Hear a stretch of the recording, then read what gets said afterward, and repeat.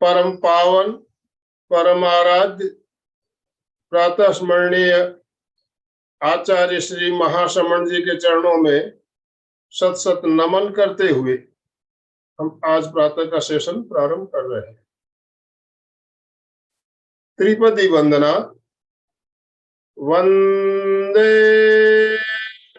अरहं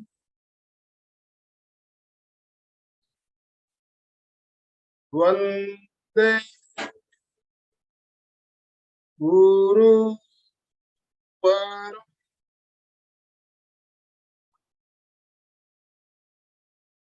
वंदे सच्चं।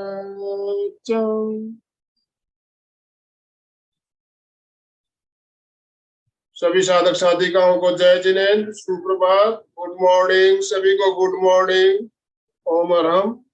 सभी से निवेदन है अपने अपने वीडियो ऑन कर लीजिए और अलका जी का स्वागत कीजिए। पहले दोनों हाथ ऊपर करते हुए अलका जी आपका बहुत बहुत स्वागत, बहुत बहुत अभिनंदन। तो बंधुओं और बहनों, जैसा कि हम सब जानते हैं, मंगलवार का दिन हमारे लिए बहुत खास दिन होता है और अभी अष्ट मंगल साधना का क्रम चल रहा है।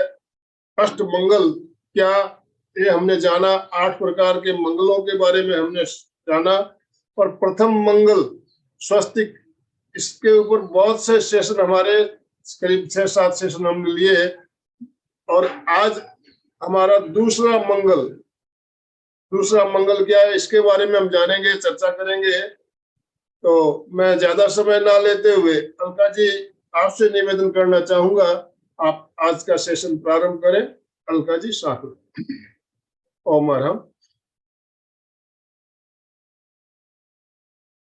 जय Jinendra, good morning, very very very good morning to everyone. Yes, Om Arham. Om Arham. आइए शुरुआत करते हैं हम प्रार्थना से। मंगल में दिन हो, मंगल में लेक्चर हो, मंगल काम हो, इसके लिए हर टाइम प्रार्थना में रहना चाहिए। तो रीढ़ की हड्डी सीधी रखिए, हाथ में कोई भी आसन की मुद्रा कर सकते हैं। वीतराग मुद्रा आराम से रखे यहाँ और रीढ़ की हड्डी सीधी रखते हुए आंखें कोमलता से बंद, चेहरा शांत, श्वास मन,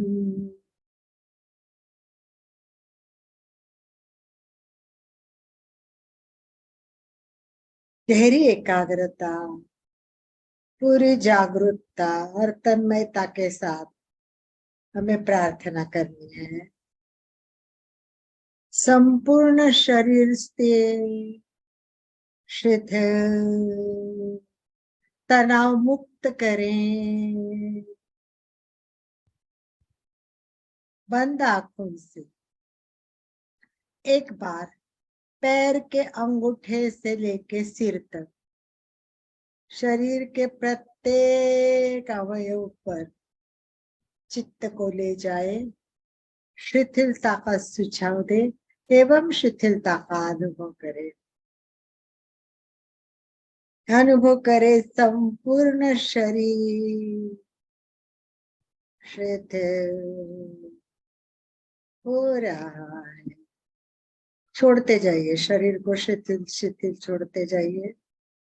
शरीर, मैं शरीर नहीं, मैं आत्मा हूं, इसलिए छोड़ दीजिए शरीर को।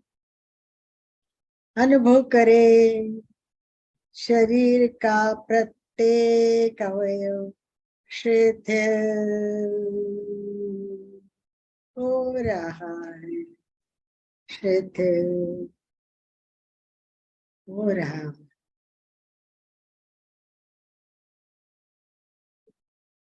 अनुभव करें प्रत्येक अवयव शिथिल हो गया है, हो गया है। शिथिलता का अनुभव करे, पूरा शरीर शिथिल शिथिल, मन शांत, श्वास मंद, चेहरे पे हल्की सी मुस्कान के साथ 3 बार ओंकार का उच्चारण करेंगे और उसके बाद प्रार्थना।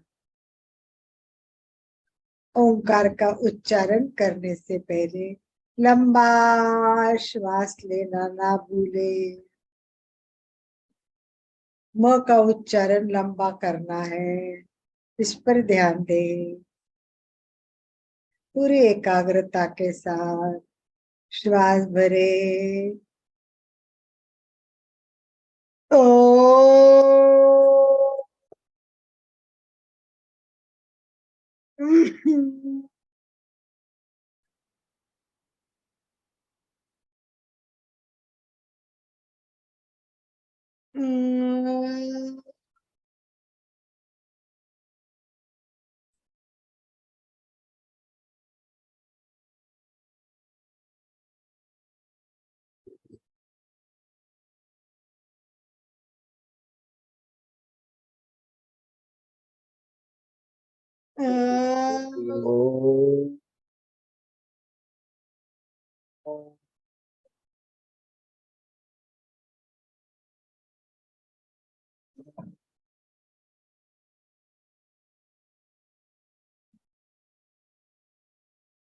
आनंद और प्रसन्नता के साथ दोनों हाथ नमस्कार स्थिति में हृदय के पास स्थापित करें।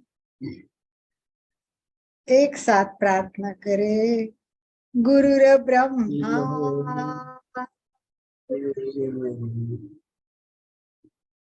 गुरुर्देवो महेश्वरा गुरु साक्षात् परब्रह्म तस्मै श्री गुरवे नमः। गुरवे नमः। गुरवे नमः। धीरे से आंखें खोले।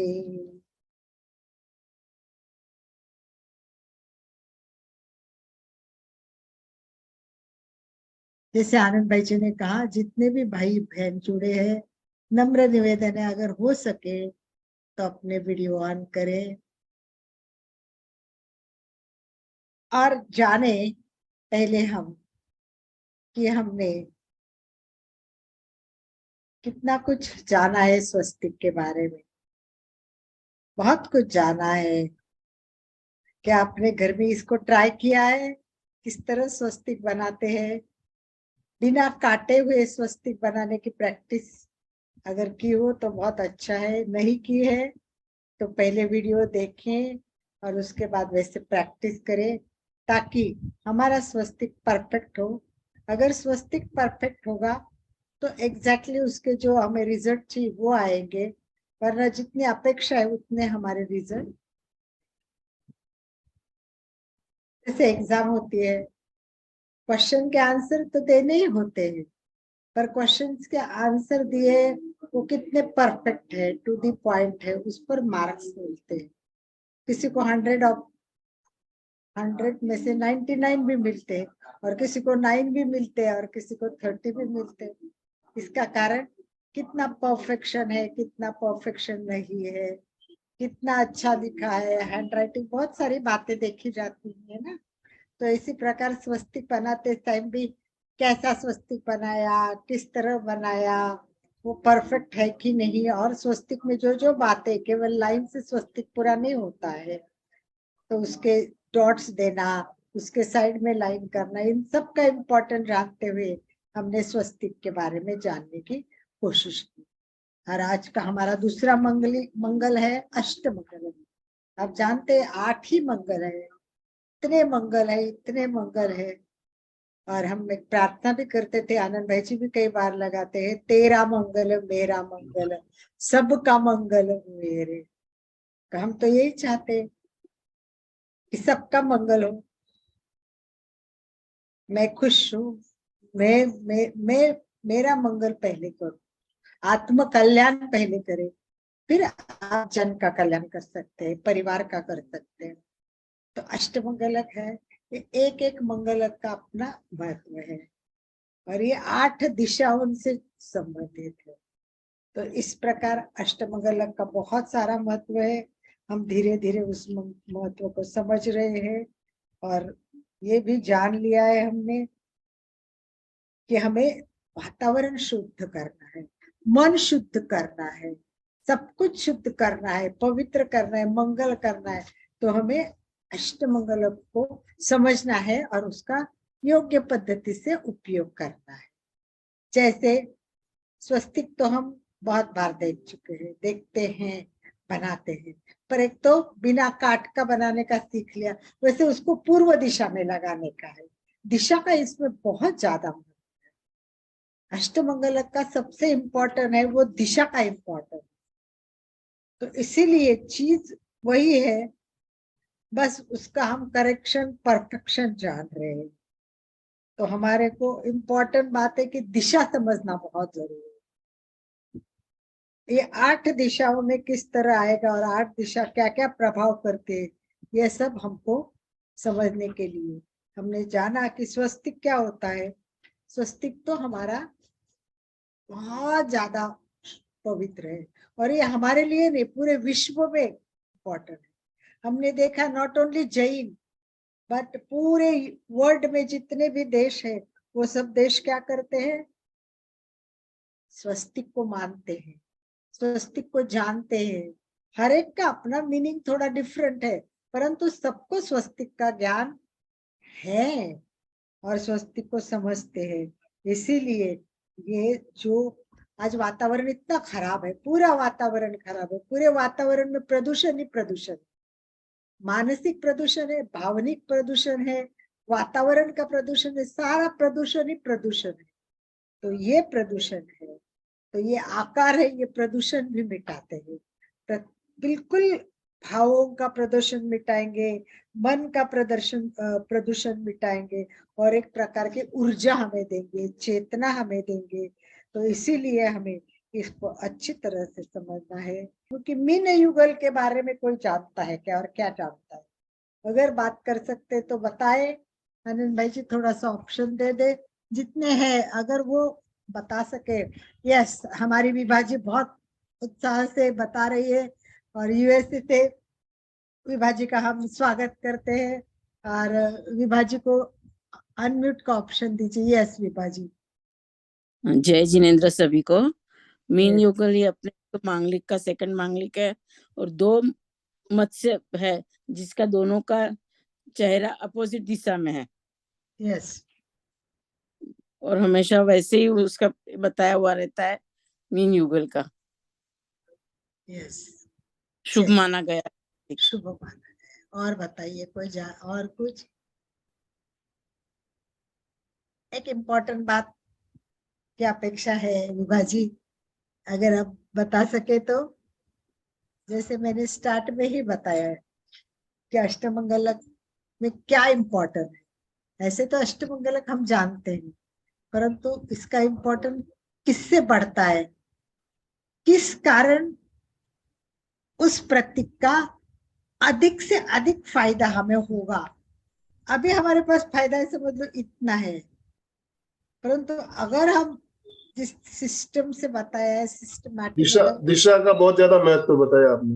यस परफेक्ट आनंद भाई जी, वाह वाह वाह वाह। आनंद भाई जी के लिए ओम अरहम, ओम अरहम। यस दिशा, मैंने यही बोला था विभाजी स्टार्ट में कि अष्टमंगलक में दिशाओं का बहुत इम्पोर्टेंट, हर दिशा मैं तो पहला मंगल स्वस्तिक हमने देखा कि पूर्व दिशा में है, राइट।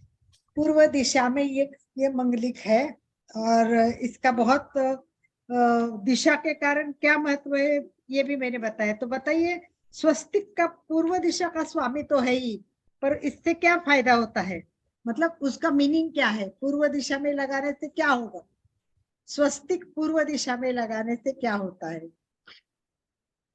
यस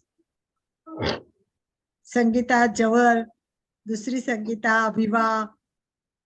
यस पूर्व दिशा में लगाया तो उसका प्रतीक जो है पूर्व दिशा, उसका मीनिंग क्या है। एक तो पूर्व दिशा है, इसका अर्थ है ये पूर्व जन्म के प्रवृत्ति से जुड़ा हुआ है।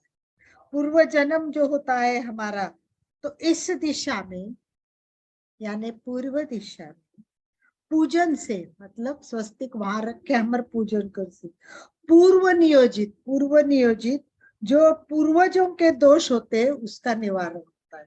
हमारे पूर्व जन्म के दोष होते हैं ना बहुत सारे, वो कर्म कटाने की हम कोशिश करते हैं, तो इससे हमें ये फायदा होता है। वैसे मीन युगल है वो कहाँ है, वो अग्नेय कोण में है। हम जानते हैं 4 दिशाएं हैं और 4 दिशाएं के कोण में से एक एक दिशा गई, तो उसको कोण बोलते हैं। तो ये पूर्व दिशा है, ये समझ लीजिए मेरे सामने ये पूर्व दिशा है। पूर्व दिशा के दाहिनी से ओर जाना है तो ये अग्नेय कोण आएगा। यानी देखिए ये दक्षिण दिशा, ये पूर्व दिशा, पूर्व दिशा से आगे जाएंगे तो कॉर्नर में, समझ में आया होगा सबको। अग्नेय दिशा, पूर्व दिशा और दक्षिण दिशा ये दोनों काटकोण में 90 डिग्री में, और उसके सेंट्रल में जो जाता है वो अग्नेय कोण है, वो अग्नेय कोण है। तो इस पूर्व और दक्षिण दिशा को मिलाने वाला अग्नेय कोण, तो मीन युगल कहाँ होता है, अग्नेय कोण में, ईस्ट साउथ बोलते हैं उसको, ईस्ट साउथ में आएगा। और इस दिशा का संबंध किससे है, जैसे स्वस्तिक दिशा का संबंध पूर्व जन्म से, वैसे मीन युग का संबंध हमारे स्वास्थ्य से। ध्यान रखना विभाजी, ये स्वास्थ्य से रिलेटेड है। इससे क्या क्या फायदे हो गए, अपन बहुत सारे स्वास्थ्य के रिलेटेड कैसे वो जानेंगे। तो हमारे जीवन में 2 चीजों का बहुत इंपॉर्टेंट, 2 चीजें बहुत इंपॉर्टेंट, कौन से बताइए। 2 चीजें बहुत ज्यादा महत्वपूर्ण,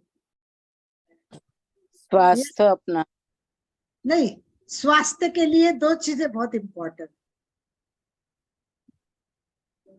जैसे हम योगा में बोलते हैं ना कि श्वास बहुत निरोगी, इंपॉर्टेंट, वैसे निरोगी,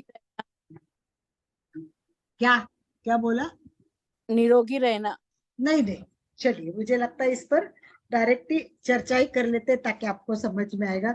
स्वास्थ्य का रिलेशन 2 संबंध से, एक पानी से है। स्वास्थ्य अच्छा रहना, देखो हम हमेशा डॉक्टर बोलते पानी पियो, पानी तो स्वस्थ रहोगे, पानी कम पीते हो ना इसलिए आप ठीक नहीं हो, मतलब पानी का बहुत इंपॉर्टेंट है। और दूसरा है वो अग्नि का इंपॉर्टेंट। अग्नि किस प्रकार का, वो केवल फायर वाला अग्नि नहीं, मतलब गैस सा अग्नि नहीं, तो कौन सा अग्नि अपन जानेंगे। अग्नि क्या, देखो जल होता है वो तो बहुत ज्यादा इंपॉर्टेंट, बहुत ही ज्यादा इंपॉर्टेंट है। अग्नि जल को, अग्नि क्या करता है, जल को, अग्नि जल को गर्म करेगा, राइट। जैसे पानी रखा अग्नि पे, गर्म हो गया। और अगर अग्नि को बुझाना है तो कौन बुझाएगा, जल बुझाएगा। तो ये एक दूसरे से कैसे रिलेटेड है, ये दोनों एक दूसरे का संतुलन रखते हैं। अग्नि जल को गर्म करता है और अग्नि को जल ठंड करता है। तो इस प्रकार हमारे जीवन का जो बैलेंस है, स्वास्थ्य का बैलेंस, वो कैसे करना है वो इस मंगल में बताया। देखो हमारे भीतर 3 प्रकार के अग्नि, 3 प्रकार के अग्नि, कौन कौन से अग्नि है। एक तो है हमारा प्राण का अग्नि, प्राण सबसे इंपॉर्टेंट है, वो प्राण अग्नि। दूसरा है वो जठर का अग्नि, अपन बोलते हैं ना जठर अग्नि बहुत इंपॉर्टेंट है, इससे पाचन अच्छा होता है, भूख लगती है, बहुत कुछ बातें जठर अग्नि से होती है। और तीसरा अग्नि कौन सा है, पक्वाशय। पक्वाशय का भी एक अग्नि होता है। जब पक्वाशय का अग्नि होता है तो हमारा पाचन अच्छा होता है। तो इसको क्या बोलते हैं मालूम है, अग्नित्रय, 3 अग्नि, अग्नित्रय। कौन सा अग्नित्रय, ध्यान रखना, प्राण का अग्नि, जठर का अग्नि और पक्वाशय का अग्नि।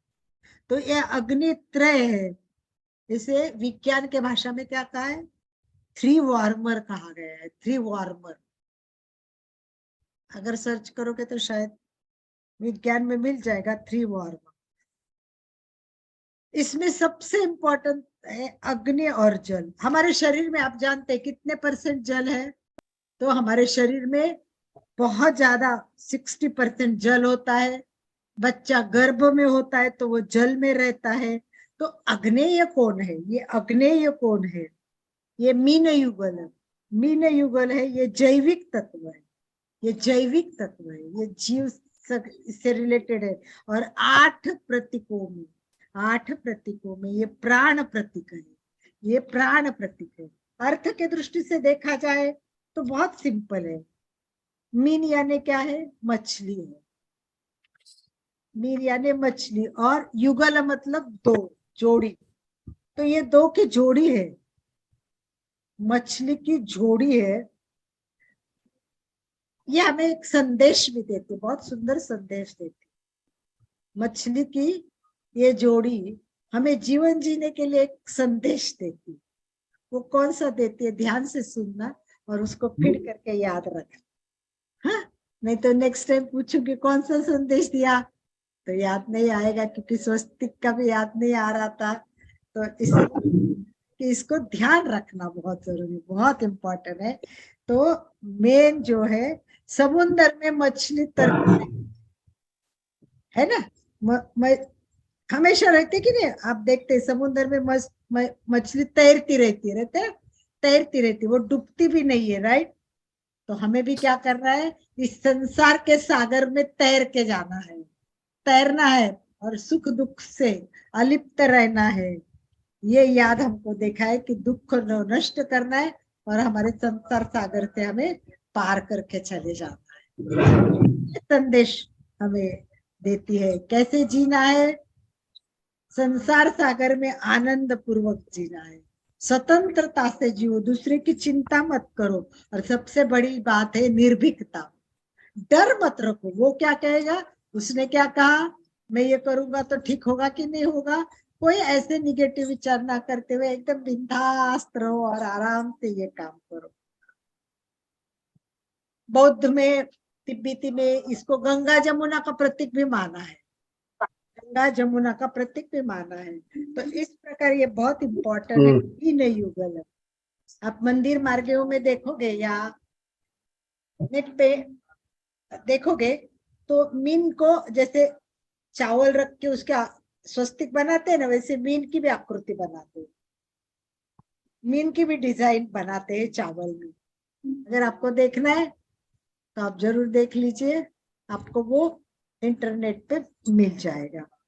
तो ये चेतना से चेतना का, ये चेतना से चेतना का ऊर्जा संचारण है।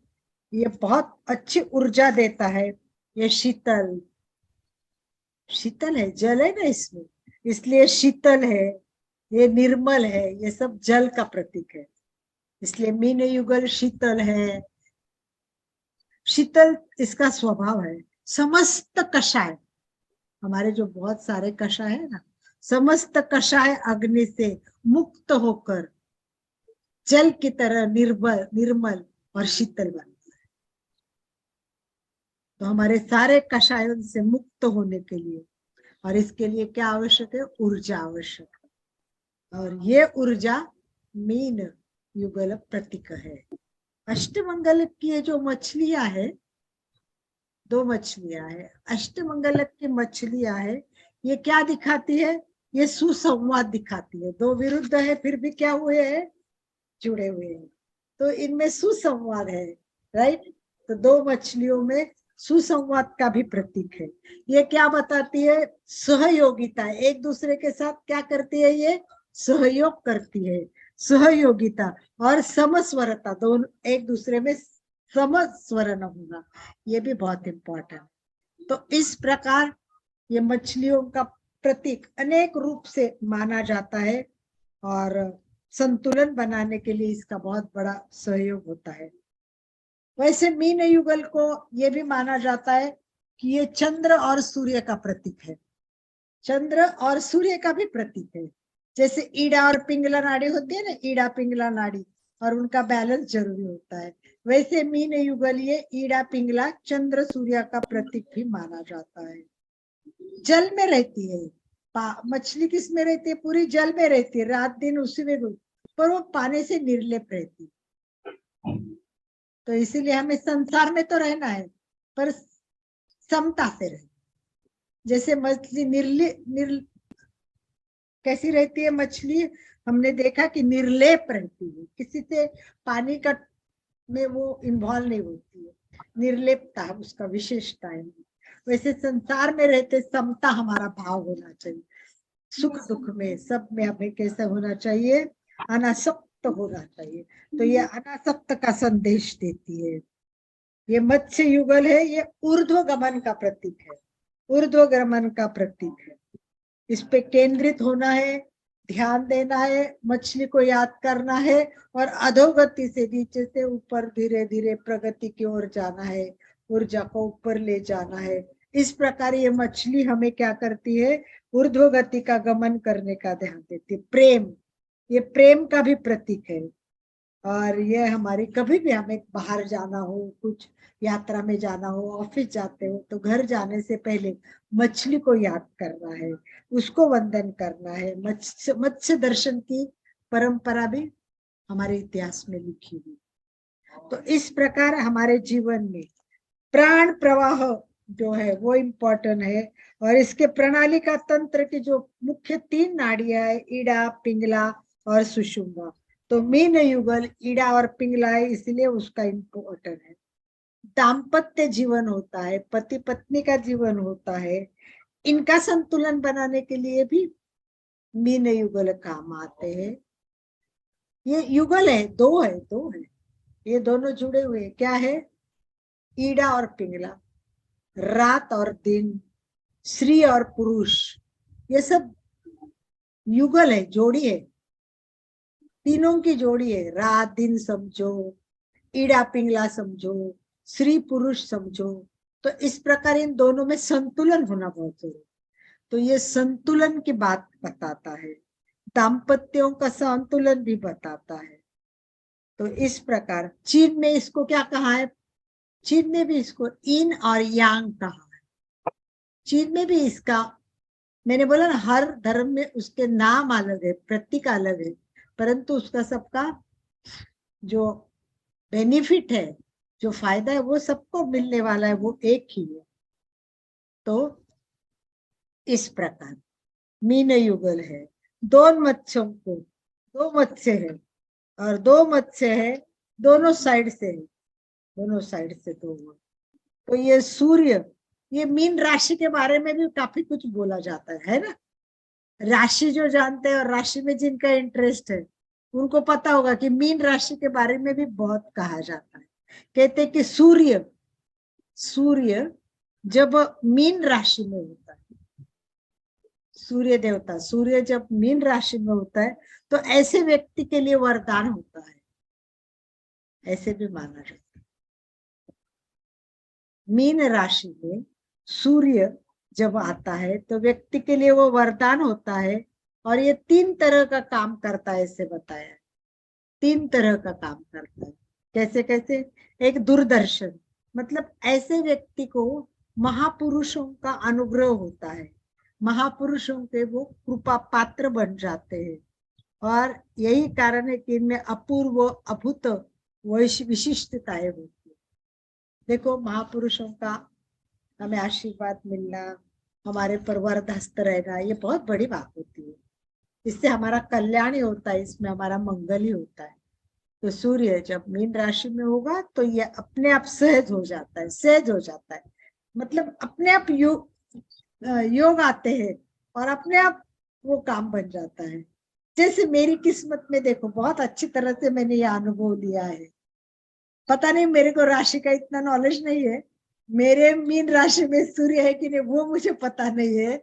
मेरी राशि में क्या है, मैं मानती हूँ कि मेरा पुरुषार्थ इम्पोर्टेंट है। कभी कभी मेरे मन में आता है राम का भी नाम राम है और रावण भी रा है, पर दोनों के गुण कितने अलग है। राशि में क्या है, और राशि में सबसे होता है कि परफेक्ट जन्म टाइम लिखना चाहिए, 1-1 सेकंड में और 1-1 मिनट में फर्क पड़ता है। हमें पता नहीं हमारा जन्म टाइम लिखा, उस टाइम घड़ी ठीक होगी कि नहीं, देखने वाले ने उसी टाइम देखा है कि नहीं, बाहर इंफॉर्मेशन जाती है तब तक बच्चा होता है, उसमें भी तो कुछ समय जाता है, फिर वो राइट टाइम होता है कि नहीं। मेरे मन में ऐसे बहुत सारे प्रश्न आते हैं, इसलिए मैं क्या करती हूँ, इन विषयों पर ज्यादा मतलब विश्वास नहीं रखती हूँ, ऐसे नहीं, उस पर मैं ज्यादा कंसंट्रेट नहीं करती हूँ, उसके बारे में ज्यादा सोचती नहीं। तो मुझे ये पता नहीं कि मेरी मीन राशि में सूर्य है या नहीं, परंतु मुझे ये पता है कि मैं बहुत लकी हूँ, भाग्यवान हूँ कि मुझे सतत सतत सतत साधु संतों की सेवा करने का मौका मिलता रहा है। कि जैसे कि अहमदनगर में रहती थी मैं, तो वहां बहुत सुंदर एक हमारा आनंद ऋषि जी महाराज, सबसे बड़े आनंद ऋषि जी महाराज वहां। तो मुझे जॉब लग गई और मैं वहां गई, तो मुझे पता चला आनंद ऋषि जी के वहां बहुत अच्छा है, तो मैं वहां जाने लगी, आनंद ऋषि जी के वहां जाने लगी। तो मुझे इतना अच्छा लगने लगा, वहां के साधु साधियों के दर्शन होने लगे। फिर वहां एक प्रवीण ऋषि जी महाराज होते थे, वो इतने ज्यादा मेरा संपर्क में, हम मतलब संवाद करने लगे। मैं जॉब करती थी तो दोपहर की छुट्टी रहती थी, लंच आवर रहता था 2 से 2:30, 2 से 3। तो लोग, तो मैं लंच आवर में क्या करती कि साधुओं की सेवा करने आ जाती। और फिर प्रवीण ऋषि जी महाराज मुझे आनंद ऋषि जी महाराज के दर्शन करवाते। आदर्श ऋषि जी महाराज है वहां, महेंद्र मुनि जी है वहां, बहुत सारे साधु से। और इधर साध्वियों में, वाह, उस टाइम प्रमोद सुधा जी महाराज साध्वी प्रमुखा थी, साध्वियों में से एक थी। फिर उनके साथ कितने कितने, मतलब एक एक साध्वियों के नाम लूं तो इसी में मेरा समय जाएगा। तो पूरे साध्वियों का मुझे बड़ा दस्त रहा है मेरे पे। और मुझे मौका मिल गया कि उस टाइम में कुछ साध्वियों को योगा सिखाने जाने लगी। तो योगा सिखाने जाने का, उनके सामने बैठ के योगा सिखाने का। फिर शाम को भी बोलते तू शाम को आ जाना, और शाम को मैं जाती थी रात को भी सेवा करने। फिर कभी कभी कविता सुनाना, कभी कहानी सुनाना, कभी कुछ बातें सुनाना, इस प्रकार मौका मिला। और फिर चातुर्मास हो जाता, तो जहां भी चातुर्मास होते थे मुझे बुला लेते थे कि तुम शिविर करो। तो 2-3 दिन मुझे साथियों के साथ रहने का मौका मिलता था। तो इस प्रकार मेरी किस्मत बहुत अच्छी थी कि मुझे हमेशा। और दूसरी बात, मैंने एक और काम करती थी, उस टाइम मैं कोशिश करती थी कि ये अग्निहोत्र चलता था, अग्निहोत्र अपने में यज्ञ नहीं करते, पर मेरा है कि भाई इसका साइंस जानना जरूरी है। तो मैं एक इंस्टीट्यूट थी, scientific studies of Vedas, scientific studies of Vedas Maharashtra में है, तो वहां मैं काम करने लगी। तो वहां भी साधु संतों के दर्शन होने लगे, सेवा का मौका मिलने लगा। तो कहीं भी जाओ तो, और अब तो मेरी किस्मत इतनी अच्छी है कि मेरी शादी हुई और मैं 13 पंथ में आ गई। और 13 पंथ में मेरे संसार पक्षी सगे ननद जी, मेरे सगे काको साहब महाराज, सब भी साधु संत है। मेरे मामे ससुरा की बेटी, मेरे बुआ सासी की बेटी, सबके सब दीक्षा में संत साध्वी है। और गुरुदेव तुलसी जी, इतना बड़ा नाम है, तो मैं प्रणाम करती हूँ, वो मेरे ससुरे के मामा जी है, ससुरे के मामा जी है मेरे। तो मुझे इतना मौका मिलता, इतना मौका मिलता, अभी भी मैं कभी जाती हूँ तो इतना आशीर्वाद संत साधुओं के। मैं आपको फोटो भी दिखाऊंगी मेरे साधु संतों के साथ, तो मुझे इतना आनंद आएगा कि मैंने बहुत आशीर्वाद पाया, बहुत आशीर्वाद पाया। किरण प्रभा जी महाराज साहब हो, ज्ञान प्रभा जी महाराज साहब हो, डॉक्टर ज्ञान प्रभा जी, उस जमाने में उन्होंने पीएचडी की थी। तो ये सब तब होता है, कहते हैं पुस्तक में लिखा है कि मीन युगल में जब सूर्य आता है तो ये बात होती है। दूरदर्शन यानी महान व्यक्तियों का अनुग्रह पात्र होता है। तो आप भी कोशिश करें कि आपके भी जीवन में इस प्रकार महापुरुषों का अनुग्रह हो। दूसरा, दूरदृष्टि। दूरदृष्टि मतलब इन व्यक्तियों को शीघ्र अंतर्दर्शन हो जाता है। मुझे तो कुछ होता नहीं है ज्यादा अंतर्दर्शन, अभी तक तो इतना ज्यादा हुआ नहीं, परंतु भविष्य के लिए सोचकर योजना बनाने की मैं भी कोशिश करती हूँ। और मैं प्रयास करती हूँ कि मैं अच्छा कुछ करूँ, मैं पीएचडी करूँ, मैं ये किताब पढूं, मैं लोगों को ज्ञान बांटूं। तो इस प्रकार मैं अपनी भावना तो वही रखती कि लोगों के पास अच्छी चीजें है। और तीसरा है दोष दृष्टि के पात्र। क्या होता है, ईर्ष्यालु लोगों के कहते कि नजर लग जाती है। ईर्ष्यालु लोग बोलते क्या है, इसको तो हमेशा महाराज बुलाते, इनको तो बहुत सेवा कराते। ईर्ष्यालु लोगों के मन में ये बातें बहुत आती है। तो ये ईर्ष्यालु लोगों के नजर के शिकार होते हैं, परंतु इनके विकास और प्रगति में बाधा पहुंचने वाले लोग बहुत अधिक होते हैं। तो हमारे जैसे कहते कि ऐसे लोगों को बहुत बाधाएं पहुंचाने की कोशिश करते, इनको स्पाइन की प्रॉब्लम भी बहुत होती है। तो पानी में तैरती मछली का ध्यान करना है हमें, पानी में तैरती मछली का ध्यान करना है, उसकी पूजा करना है। और ये जो दोष है, दृष्टि दोष लोगों का होता है, उसको भी हम क्लियर कर सकते हैं। समझ में आ गया आप लोगों को? इस प्रकार मछली का बहुत ज्यादा महत्व है। ऐसा जितना भी डीप में जाओगे, मुझे लगता है बहुत ज्यादा हो जाएगा, परंतु हमें हर एक में एक ही मंगल जान लेना है। तो हम मीन युगल को इसी में पूरा कर देंगे, आगे नहीं बढ़ाएंगे। नेक्स्ट टाइम हम हो सकता है नेक्स्ट मंगलवार को मैं नहीं होगी, मैं यूएसए जा रही हूँ, और यूएसए जाने के बाद जब मैं सेट हो जाऊंगी तो फिर वापस मंगलवार का वहां का टाइमिंग क्या होता है उस प्रकार के मैं करूंगी। तो अभी हमें केवल मीन युगल के बारे में जानना है। तो 3 वार्म, ये 3 अग्नि तत्व है, उसको जानना है। और ये 3 अपने इसमें क्या कहते हैं, 3 क्या कहते हैं? तो ये तीनों का बैलेंस शरीर में होना चाहिए। प्राण तत्व, प्राण का तत्व, प्राण अग्नि, जठर और पक्वाशय, ये तीनों का बैलेंस हो जाएगा तो हमारा स्वास्थ्य बहुत अच्छा रहेगा। इसीलिए मीन युगल किसका प्रतीक है? स्वास्थ्य का प्रतीक है। और मीन युगल में एक और भी कहा है, नेट में मैंने देखा, दिखाती हूँ, मैं देखती हूँ, मैंने उसका हाईलाइट भी किया था सुबह, ये इंटरनेट पे मिला हुआ है मुझे, तो हो सकता है कि भाई इसका भी फायदा होगा। तब तक आप भी लोग सोचिए कि आपके मन में इस बारे में कोई भी प्रश्न हो तो आप जरूर प्रश्न पूछिए मीन युगल के बारे में। तब तक मैंने कुछ इंटरनेट पे जो सर्च किया था उसमें जो कुछ इंफॉर्मेशन मुझे मिले, आनंद भाई जी मैं दूसरा मोबाइल कनेक्ट करती हूँ, तो फिर आपको उसको को-होस्ट कर देना। तो मैं इसका प्रतीक तो हम जानते हैं, ये फोटो तो दिया हुआ है आनंद भाई जी ने, फिर भी देख लीजिए।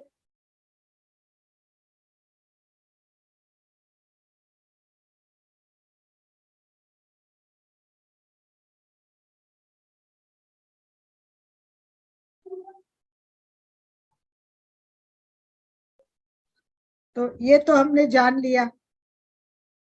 अब मैंने नेट पे आज जो ढूंढा वो बताती हूँ कि मीन युगल है, ये मछली की एक जोड़ी है।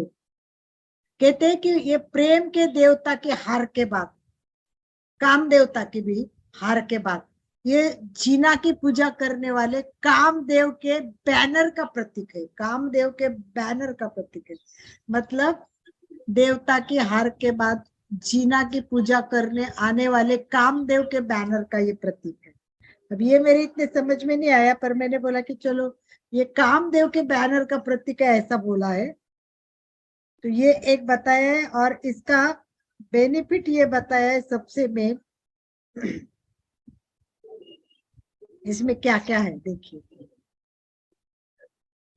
ये मीन युगल है, देखिए ये उर्वरता बहुत है। भारत के 2 पवित्र नदियां गंगा और यमुना का भी ये प्रतिनिधित्व करता है, ये दोनों का भी प्रतिनिधित्व करता है। और जो मैंने आपको कहा कि अग्नित्रय बताया ना मैंने आपको, तो उसके बारे में भी कहा है कि why this triple warm is important. इसको 3 वार्मर कहा गया है, 3 वार्मर। तो ये इम्पोर्टेंट क्या है? क्योंकि कहते हैं कि विद दिस एनर्जेटिक कनेक्शन, ये एनर्जेटिक कनेक्शन है, इससे ऊर्जा मिलती है। It is easy to see why the tribal hormone plays such a large role in our stress response. Emotionally, the tribal hormone is strongly connected with fear, greed, and grief.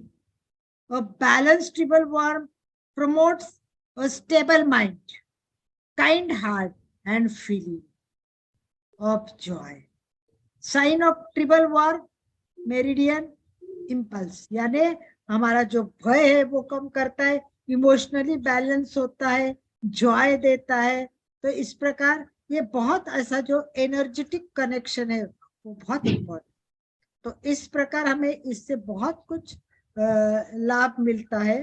तो इस बारे में हमने जान लिया है, थोड़ा सा ध्यान करने जाना है। इसके पहले फिर भी एक बार मैं और पूछती हूँ कि आप लोगों को कुछ प्रश्न हो तो जरूर पूछ लीजिए, तो प्र- अच्छा लगेगा, बात करेंगे। प्रवीण ऋषि जी महाराज की किताब है अष्टमंगल पर, उन्होंने ध्यान करवाया है, उसमें मीन युगल का भी करवाया है और लास्ट का जो है ना 8वां अष्टमंगल, उस पर भी हाँ उन्होंने करवाया है। पर अब मैंने पास काफी टाइम पहले किताब थी, मैं पढ़ी मैंने, पर अभी भूल गई हूँ सब उसका महत्व। हाँ, अभी उसमें क्या मीन है, युगल का बहुत महत्व बताया है। मेरे पास रहती थी किताबें पर अब तो कम हो गई है। मेरी शादी हुई थी ना, मेरी शादी हुई थी तब मैंने आदर्श ऋषि जी की किताबें बांटी थी उस टाइम, आदर्श ऋषि जी की। मुझे नहीं, ये तो अभी बचपन नहीं से है, प्रवीण ऋषि जी की वही तो, अभी दो। मेरे कनेक्शन में कांटेक्ट में नहीं है। अभी मैं जरूर मतलब जाऊंगी उस साइड में, या मिली तो पुस्तक मंगवा लूंगी। मुझे तो उनके प्रवीण महाराज साहब का तो मेरे पे बहुत कृपा दृष्टि बहुत थी। और विश्व दर्शनाजी महाराज साहब, इतने हम क्लोज थे, इतने मतलब उनके चेहरे पे ही इतना तेज था, ऐसा लगता था कि मतलब ऐसे सुप्रिया जी महाराज साहब, विपुल दर्शना जी महाराज साहब, पता नहीं कितने महाराज है कि मैं आपको नाम लूंगी तो क्लास ही पूरी हो जाएगी। तो इन सब का बहुत बहुत मुझे मार्गदर्शन मिला। और अष्टमंगल के क्या, मैंने आपको बोला बोला था पहले, दरवाजे भी बनाते, वो बहुत इंपॉर्टेंट है। आज मुझे एक दरवाजे का भी सिंबल मिल गया है, देखिए ये अष्टमंगल का ऐसा अगर दरवाजा बना है तो कितना मजा आएगा, कितना अच्छा लगेगा। सभी मंदिर में रहता ही है, अष्टमंगल का ही दरवाजा रहता है। ये मंदिर में देना। रहता है, घर में बनाने के लिए बोल रही हूँ मैं। हाँ। मंदिर में तो रहता ही है, पर घर में भी अगर कोई विश्वास करता है इस चीजों पर, अगर करता है तो कितना अच्छा रहेगा कि ये लोग सब ये चीजें करें, तो बहुत मजा आएगा, बहुत ऊर्जा अंदर आ जाएगी, पॉजिटिव थिंकिंग रहेगी, माइंड सेट होगा, बैलेंस रहेगा,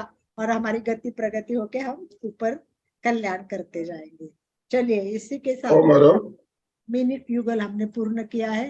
और अगर कोई बात नहीं करनी है, आईफोन 9422 है, उनके शायद सामायिक है, मुझे समझ में नहीं आ रहा है, तो उनका तो नाम उनका बता छोटा सा देना, ध्यान करवा दीजिए। ध्यान करवा देती हूँ मैं। तो चलिए, सभी ध्यान के लिए तैयार हो जाइए। चलिए, हम दोनों ध्यान करेंगे, थोड़ा ओंकार का करेंगे और श्वसन का भी करेंगे। दोनों के लिए तैयार। ध्यान के लिए आपको बिल्कुल पोजीशन लेनी है, रीढ़ की हड्डी सीधी। सबसे पहले इम्पोर्टेंट है, ऐसे मत बैठो, सीधी कोशिश करें। दिन भर ऐसे कोशिश करो। जब भी याद आए, मुझे याद है मैं साथियों को योगा कराती थी, आनंद भाई जी, वो उम्र वाले साथी थे, कुछ 70 के ऊपर के भी थे। अब वो तो ऐसे दिन भर ऐसे बैठे रहते थे। फिर मैं योगा में बार बार बोलती थी, रीढ़ की हड्डी सीधी, ध्यान देना। तो वो बोलते हल्का काम करते, पढ़ते, बैठते ना, आंखें बंद होते तो कान में शब्द आते, रीढ़ की हड्डी सीधी, तो आपका शब्द आते, फिर हम सीधे हो जाते हैं। तो यही है कि रीढ़ की हड्डी का सीधे रखना और उस पर ध्यान रखना। स्कूलों में भी मैं कहती हूँ, टीचर भी, बच्चे आजकल बेंच पे हाथ रख के ऐसे बैठ जाते हैं, ऐसे बेंच पे हाथ रखते और बैठ जाते, या तो बेंच पे ऐसे हाथ रखते बच्चे बैठते हैं, पर टीचर कुछ भी नहीं बोलते, कुछ टीचर ध्यान देते, कुछ नहीं देते। और बच्चे बैठे तो भी बेंच पे हाथ ऐसे हमेशा रहते और आगे झुके हुए रहते, उनको कभी भी ऐसे स्ट्रेट रहने के लिए इंस्ट्रक्शन नहीं दी जाती। ऐसा मेरा ऑब्जर्वेशन है। मतलब कुछ कुछ है तो सजग तो बहुत है टीचर, कुछ कुछ तो बताते, पर कभी कभी क्या आता है, वही दिन भर सिखाते सिखाते उस पर ध्यान कम जाता है, तो फिर वो बच्चे ऐसे हो जाते हैं। ये बच्चों को बार बार सीधा बैठने की कहने की बहुत जरूरत है। ध्यान में तो इसकी बहुत अपेक्षा है, और श्वास के प्रयोग में भी अपेक्षा है। तो साइंस ऑफ लिविंग में पोस्टर पर बहुत ज्यादा महत्व इसीलिए दिया गया है। बिल्कुल बिल्कुल सही महाराज। उदाहरण देने के लिए मैं हमेशा कहती हूँ कि अपने दूरदर्शन की दांडी सीधी होती है ना, उसको हमने टेढ़ा किया तो क्या हो जाएगा, पिक्चर सीधा नहीं आएगा, आवाज क्लियर नहीं आएगी, सारे सारे ऐसे ऐसे दिखेंगे। वैसे हमारे रीढ़ की हड्डी में बोलती हूँ, जो झुकेगा ज्ञान ऊपर से जाएगा, अंदर तो जाएगा नहीं। तो जो सीधा बैठेगा उसके अंदर ज्ञान जाएगा। बच्चों को समझाने के लिए सब बातें करनी पड़ती है। तो ध्यान के लिए तैयार, रीढ़ की हड्डी सीधी, हाथ की मुद्रा,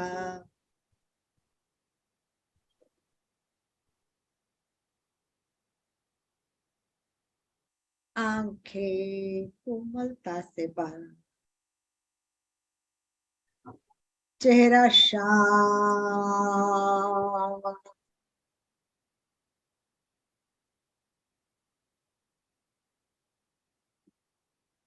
श्वास मंद,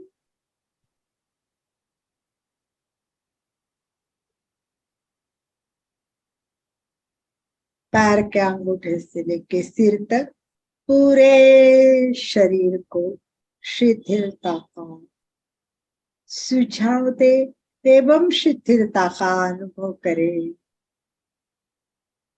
बंद आंखों से अवयव ध्यान करें और प्रत्येक अवयव शिथिल हो जाए, शिथिल हो जाए।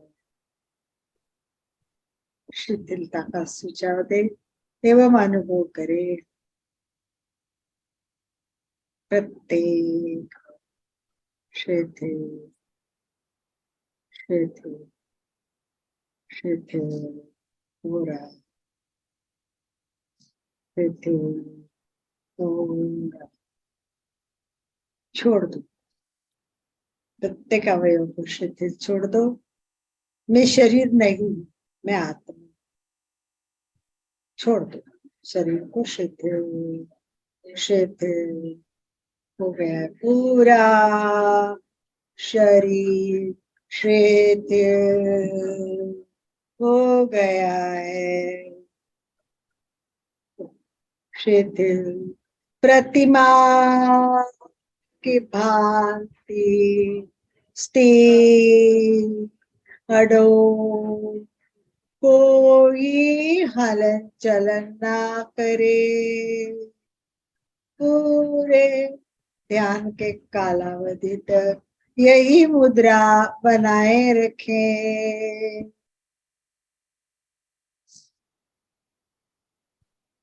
ओमकार का उच्चारण, ओम का ध्यान करना है। लंबी श्वास लेनी है। नाभि के पास अग्नि तत्व है, वहां ओम का उच्चारण करते हुए धीरे धीरे ओठ खुलेंगे। धीरे धीरे ओठ को बंद करना है। आधे ओठ बंद करेंगे तब कंठ पे आएंगे, वहां ऊ का उच्चारण करना है और फिर ऊपर मस्तिष्क पर जाना है। म का उच्चारण करते हुए जब नाद शुरू होगा तब दर्शन केंद्र पर ओम का ओम का आकार शब्द देखने की कोशिश करनी है। इस प्रकार शक्ति केंद्र से लेके विशुद्धि केंद्र से ज्ञान केंद्र तक की यात्रा करना है। आंखों के सामने ओम का प्रतीक लाने की कोशिश करनी है। अगर नया नया मतलब बहुत ज्यादा प्रैक्टिस नहीं करते तो केवल 10 सेकंड का ओम कर सकते हो। उसमें 3 सेकंड अ के लिए, 2 सेकंड ऊ के लिए और 5 सेकंड म के लिए। म के वाइब्रेशन बहुत इंपॉर्टेंट है। म का वाइब्रेशन अनुभव करते करते भ्रुकुटी पे, दर्शन केंद्र पे ओम की पूरी मूर्ति का आकार देखने की कोशिश करें।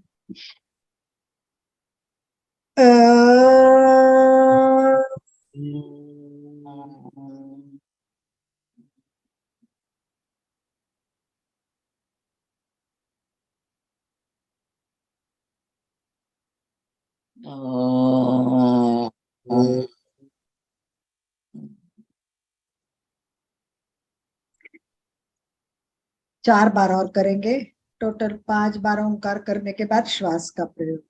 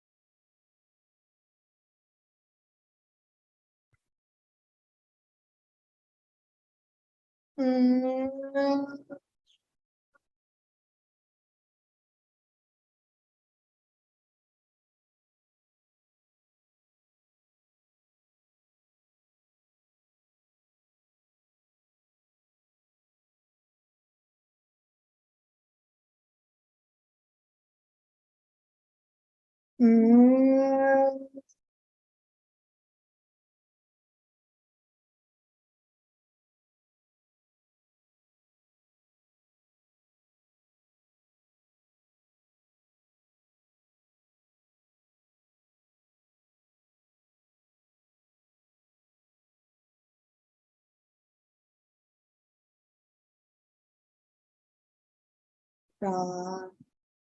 प्रसन्नता और आनंद के साथ चेहरे पे हल्की सी मुस्कान, और हम श्वास पर ध्यान करेंगे।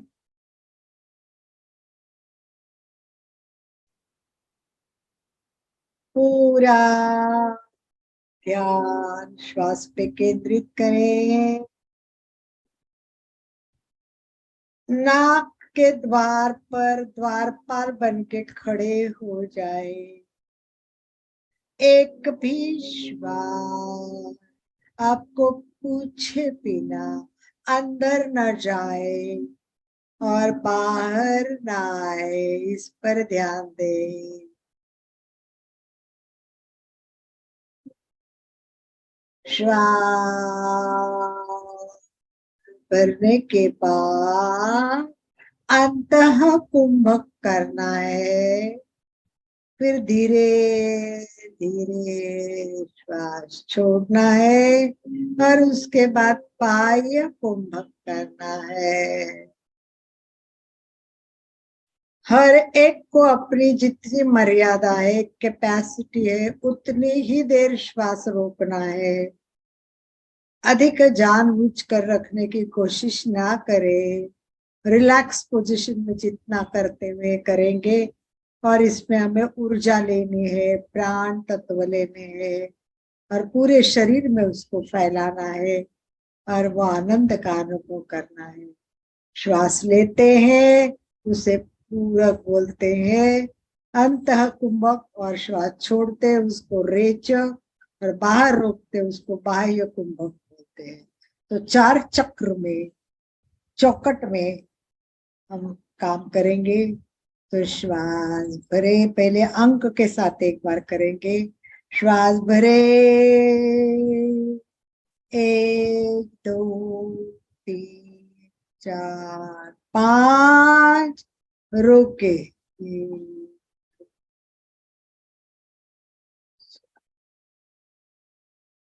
छोड़े,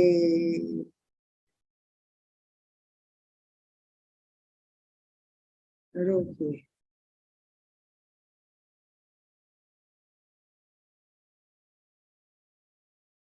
अब भावनात्मक जुड़ाव के साथ श्वास भरते समय मन में ही मन में संकल्प करे, कल्पना करे, पूरे विश्व की ऊर्जा में अंदर ले रही हूँ। इसी भाव के साथ श्वास भरे,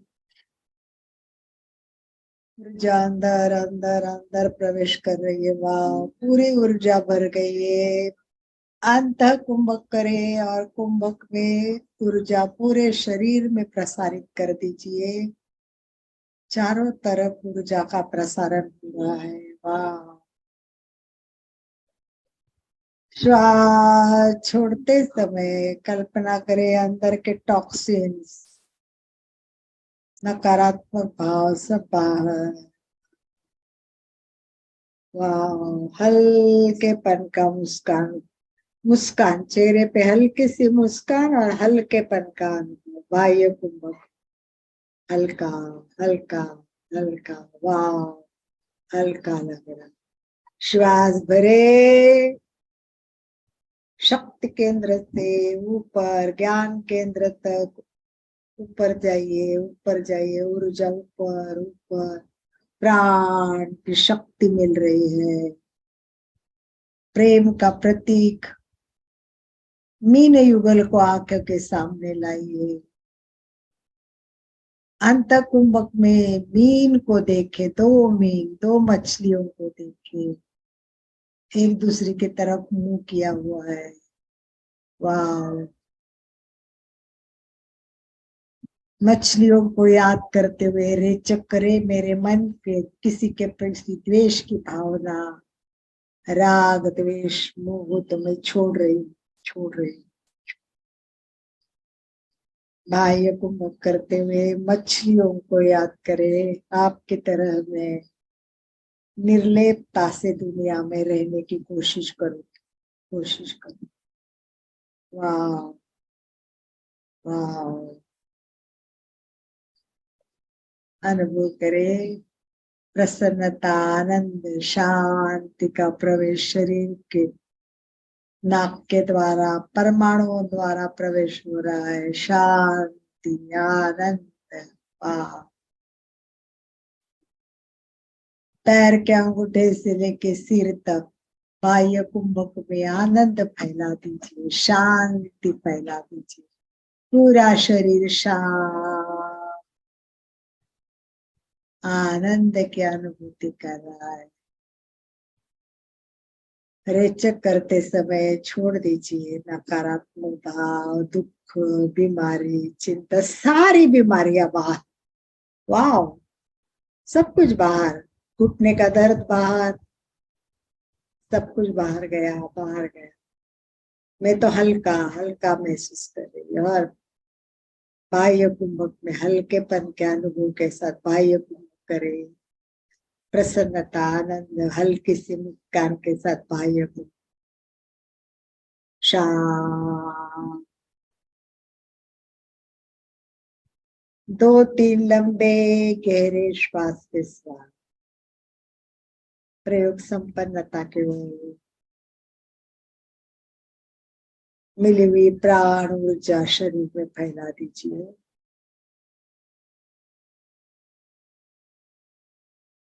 लंबी श्वास भरने का प्रयास कीजिए। रिलैक्स। दोनों हाथ नमस्कार स्थिति में हृदय के पास स्थापित करें। रीढ़ की हड्डी सीधी।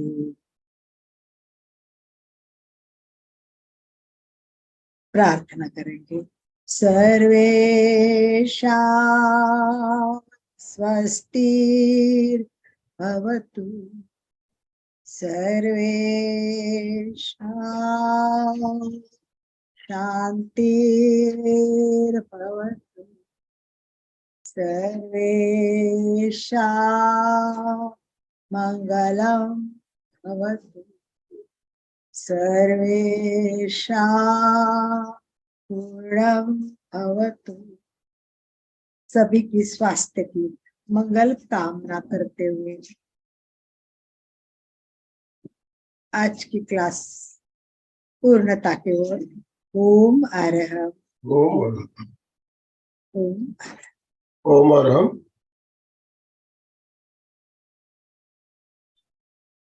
प्रार्थना आनंद भाई जी। बहुत सुंदर तरीके से आपने ध्यान का प्रयोग कराया अल्पा जी, बहुत धन्यवाद। आप अगले मंगलवार को यूएसए जा रही है, तो आपकी यात्रा मंगलमय हो। हम यही प्रार्थना करेंगे, आपकी यात्रा मंगलमय हो। दोनों हाथ जोड़ते हुए, रीढ़ की हड्डी गर्दन सीधी रखते हुए, आंखों को बिना दबाव दिए कोमलता से बंद रखते हुए संकल्प सूत्र का उच्चारण। मैं चैतन्यमय हूँ, मैं आनंदमय हूँ, मैं शक्तिमय हूँ। मेरे भीतर अनंत चैतन्य का, अनंत आनंद का, अनंत शक्ति का सागर लहरा रहा है। इसका साक्षात्कार करना ही मेरे जीवन का परम लक्ष्य। मंगल भावना। हमारा आज का दिन मंगलमय हो, आनंदमय हो, शांतिमय हो। इन्हीं शुभ भावनाओं के साथ ओम शांति शांति शांति। कृतज्ञोस्मि, हम सब गुरुदेव के आभारी हैं। कृतज्ञोस्मि, हम सब गुरुदेव के आभारी हैं। सभी का बहुत बहुत धन्यवाद, बहुत बहुत आभार। जो भी भाई बहन हमारे साथ जुड़े हैं, सभी का बहुत बहुत धन्यवाद। आज का सेशन हम एंड कर रहे हैं।